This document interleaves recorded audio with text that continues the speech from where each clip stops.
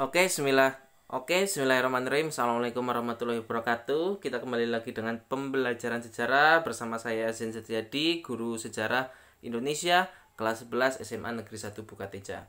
Nah, kali ini kita akan belajar mengenai masa pemerintah William Daendels oleh Aulia Yafra Hidayah kelas MIPA 407. Saya rasa materi ini sangat singkat dan tentunya padat dan bisa dibilang ya cukuplah untuk belajar dari jarak jauh. Oke, siapa sih William Daendels? Daendels memimpin sebagai Gubernur Jenderal Hindia Belanda periode tahun 1808 sampai 1811. Daendels ditugaskan untuk mempertahankan wilayah Nusantara dari serangan Inggris. Jadi dulu itu Hindia Belanda sedang bertempur melawan Inggris. Jadi Inggris seringkali menguasai daerah jajahan Hindia Belanda, kemudian Daendels dipasrahi untuk mempertahankan wilayah Nusantara dari serangan Inggris. Oke, sampai saat itu paham ya? Nah, sekarang kita lanjut dulu. William Daendels pada saat pemerintahannya banyak membangun atau bangunan yang sangat megah bahkan untuk mempertahankan wilayah Nusantara dari Inggris. Nah, salah satunya ada di bidang pertahanan yaitu membangun benteng-benteng pertahanan, membangun angkatan layar laut di Anyer dan Ujung Kulon, meningkatkan jumlah tentara, merekrut pribumi menjadi pasukan Belanda, dan pembangunan jalan Anyer hingga Penarukan. Nah, pertanyaan pertama jawab di LMS. Nama dari jalan Anyer sampai Penarukan itu namanya apa? Oke, dijawab di LMS pertanyaan nomor 1. Oke, jadi ketika Daendels berusaha untuk mempertahankan Nusantara di tangan Belanda, yaitu salah satunya membangun benteng-benteng pertahanan. Tujuannya untuk apa? Ketika membangun benteng-benteng itu apa? Sulit diserang oleh Belanda atau Inggris. Jadi pertahanan Belanda di Nusantara lebih kuat lagi. Nah, membangun angkatan laut di Anyer dan Ujung Kulon. Kenapa sih? Karena apa? Anyer dan Ujung Kulon itu adalah dua daerah pesisir pantai yang menjadi tombak datangnya Inggris ke Nusantara. Nah, sedangkan meningkatkan jumlah tentara dengan merekrut pribumi. Karena pada saat itu tentara Belanda itu sangat minim sekali. Maka dari itu mereka merekrut tentara dari pribumi untuk memperbanyak dan mempertahankan kekuasaan Belanda di Nusantara. Pertanyaan kedua, kalau tadi nama dari jalan Anyer hingga Penarukan itu namanya apa? Nama saat ini saja. Sedangkan pertanyaan kedua, fungsi dari jalan Anyer sampai Penarukan itu untuk apa? Mengapa William Daendels itu membuat jalan Anyer sampai Penarukan itu untuk apa? Begitu nomor 2. Next. Bidang pertahanan. Memberikan gaji tetap dan melarang pegawai kolonial Hindia melakukan perdagangan sendiri. Jadi untuk mengontrol pemerintahan Belanda pada saat itu, maka memberikan gaji kepada pegawai dan mengakomodir semua pedagang Belanda untuk apa dapat diatur oleh pemerintah Hindia Belanda pada saat itu.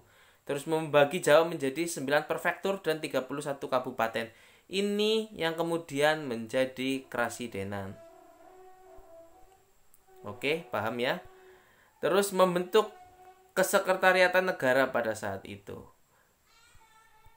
Oke, next. Bidang peradilan, yaitu penerapan 3 jenis peradilan, yaitu peradilan untuk orang Eropa sendiri, peradilan untuk orang timur asing, khusus untuk pribumi. Jadi pada saat itu ada 3 strata, 1, 2, 3. Paling atas adalah orang Eropa, terus nomor 2 atau di tengah itu ada peradilan untuk orang timur. Orang timur itu ada orang Arab, orang Cina, orang daerah India, dan lain-lain. Kalau yang paling bawah adalah pribumi. Ini adalah seperti kasta pemerintahan Hindia Belanda pada saat itu.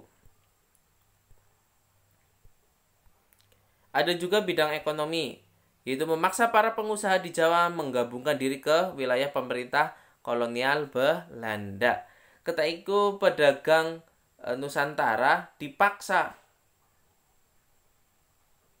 untuk ikut dalam kegiatan atau perhimpunan pedagang Hindia Belanda. Dengan tujuan apa? Mempermudah pemasokan hasil panen ke Belanda.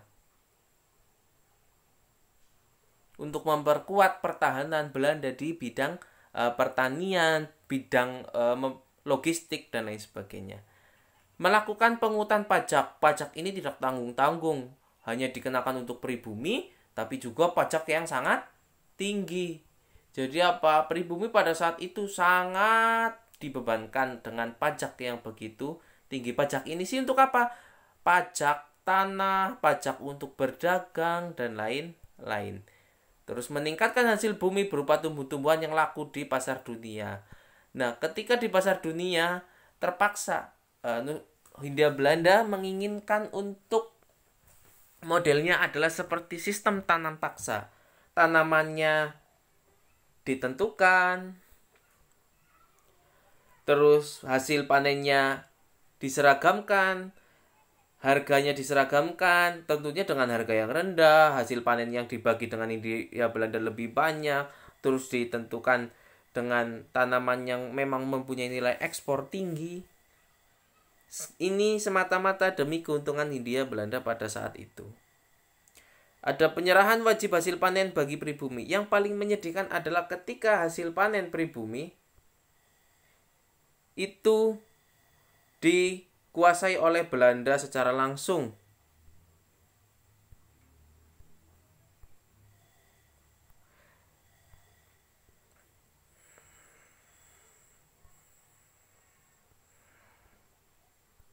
Ada melakukan penjualan tanah kepada pihak swasta. Nah, jadi tanah-tanah milik, ada tanah-tanah milik masyarakat pribumi itu dipaksa dijual kepada pihak swasta, tentunya adalah Belanda. Nah, untuk William Dendles mungkin cukup seperti itu saja. Ada 2 pertanyaan, silakan dijawab di LMS. Cukup sekian dari saya. Jangan lupa subscribe, like, and comment berupa nama, kelas, dan kesimpulan pada materi ini. Cukup sekian dari saya. Bila taufiq wal hidayah, semoga sehat selalu. Wassalamualaikum warahmatullahi wabarakatuh.